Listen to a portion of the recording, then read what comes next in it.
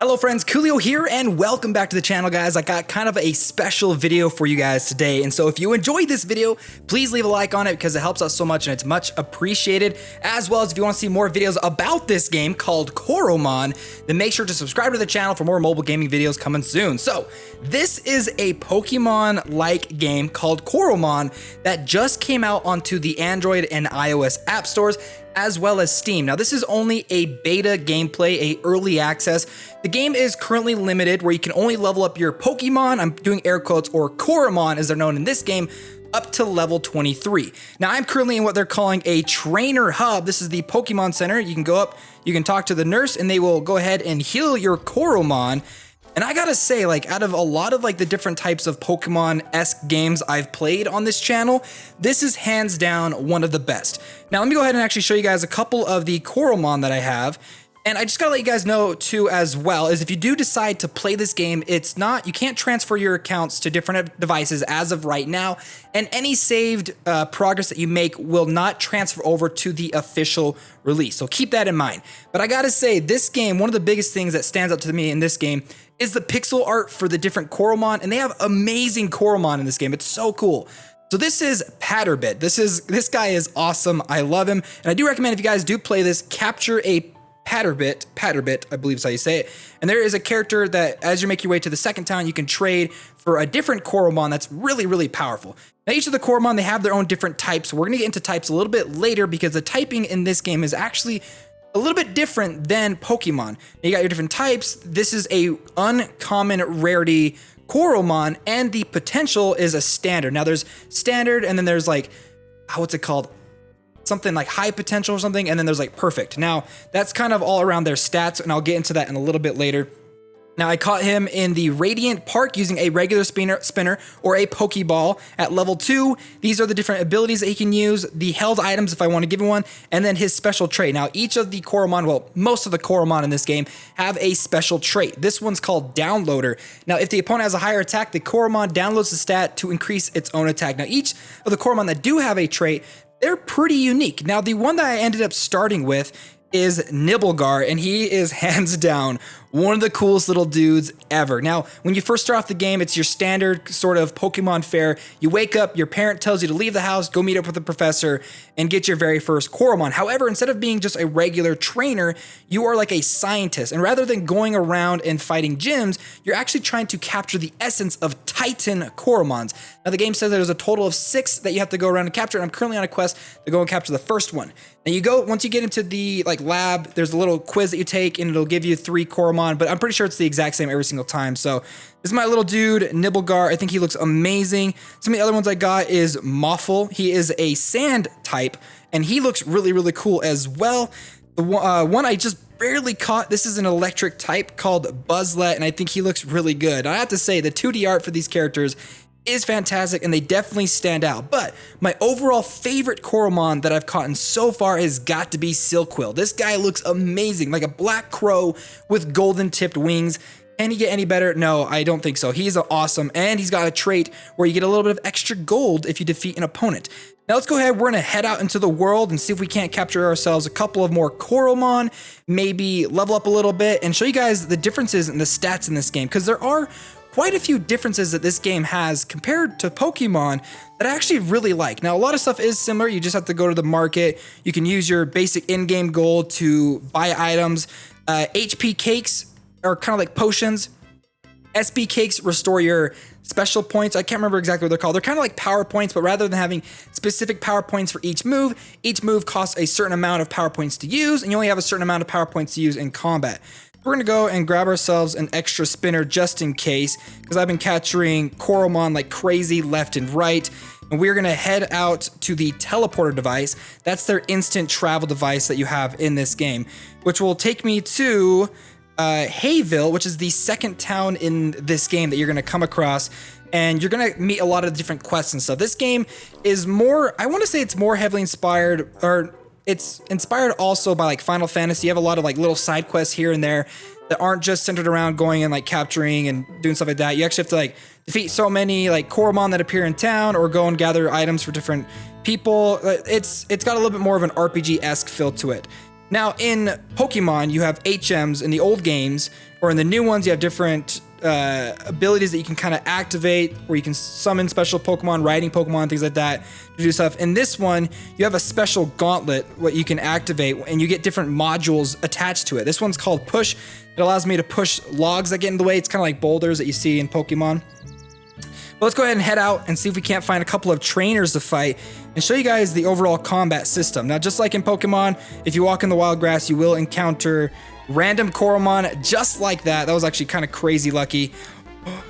And I have not caught a Slitherpin yet, so we are definitely going to capture this guy. Patterbit downloaded the attack of Slitherpin. Now this guy is level 28 or level 8, so I'm definitely gonna have to swap out. Before I do that, let's go ahead and show you guys a little bit of combat. So like I said, each of your different abilities cost a certain amount of SP in order to use. The two that I have here, this first one is called Slam, the second one is called Feelers. They cost 2 and 4 respectively. You can see that I've got 22 overall. Now, if you end up hitting 0 or you don't have any SP points to use for any of your abilities, rather than fighting, your Coromon will actually rest, recovering half of your SP points. I actually really like that. That's a kind of a cool thing. Now, one thing that is really cool as well, let's go ahead and use Feeler. Oh, Slitherpin. Now, I have not fought a Slitherpin yet, and this guy looks really, really cool. So, Feeler's gonna go ahead and find his weak spot. Now, I think the next attack that hits him will deal 2.5 extra damage. Now, one of the other things I really, really like so far about this game is if a Coromon, just like Patterbit, just fainted, and now I gotta switch over to a new Coromon, my Patterbit will still get,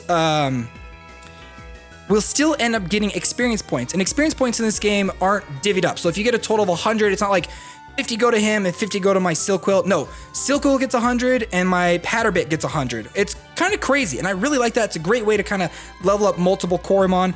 Let's go ahead and use this ability. Fast Strike. Toughen Up. I think that increases his overall defense. Defense increased, yep. Okay, here we go. Let's do, this one's called Pocket Sand. It's basically sand attack in Pokemon.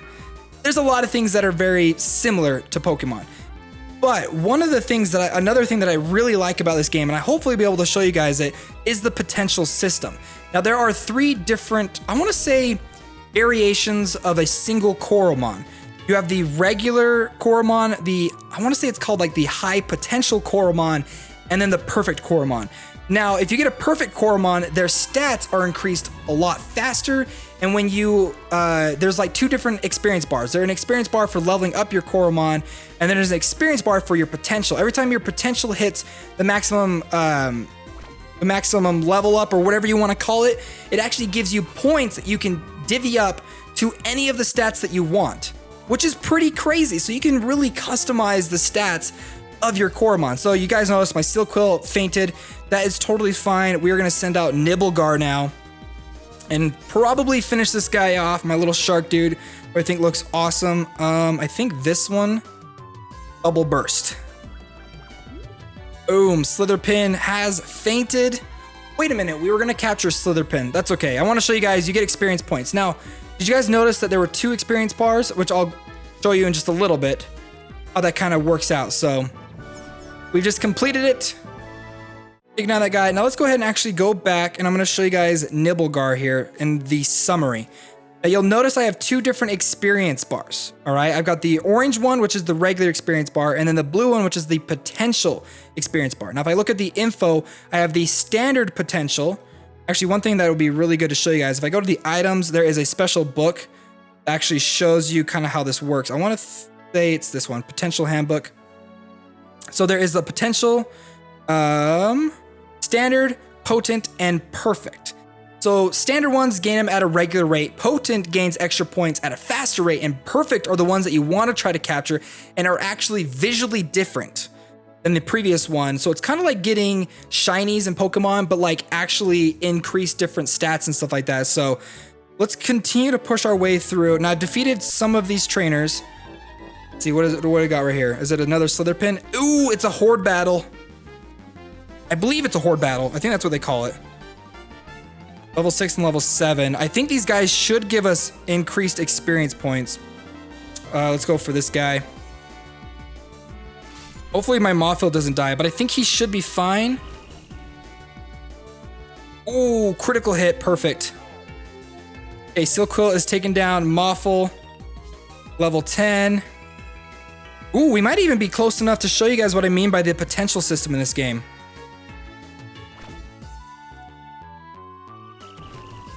Come on, crit. Nope, no crit. But I think it lowers his accuracy. Okay, let's do it one more time. Moff will use Sandball. Steel Code goes down. 125 experience points. And we are super close to actually unlocking his potential. So I think what I'm gonna do, let's head on back. We're gonna go to my items. We're gonna feed a cake to Moffle here. Perfect. And then what we're gonna do now is we're gonna see if we can't fight one more COROMON so I can show you guys the potential system in this game. Because again, I think the potential system in this game is like a really big highlight to me at least. So, and I believe you only gain potential experience if your COROMON is awake and hasn't fainted during the battle. They still gain experience points if they faint, but they don't gain experience points if they, or potential points if they faint during the battle. So, not very effective. That's okay. We're doing more damage than he is. Oh, he's only got one left, 1 HP. All right, here we go. Let's take him down using one last attack. A simple scratch.